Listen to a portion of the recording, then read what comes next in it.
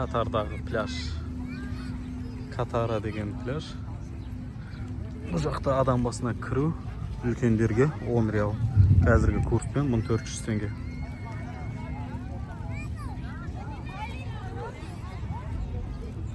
Қосымша зонтикпен 2 орындық алу әрқайсы 5-5-тен 15 реал болады. Жалпы 2 адамға 5000 теңге шамасында шықты. Балдарға тегін екен.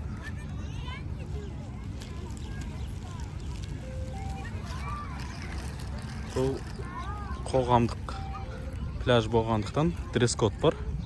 Әйелдерге ашық-шашық киінуге болмайды дегендей.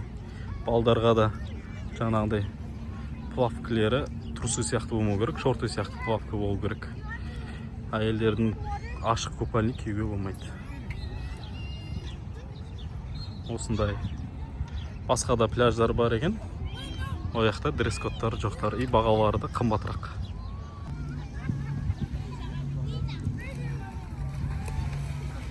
Осындай құтқарушылары бар. Қарап отырады. Линиядан ары қарай кет қамауға, балдарға ары қарай кетпеуіне. Бүгін күн жылы, пляжда адам көптеу.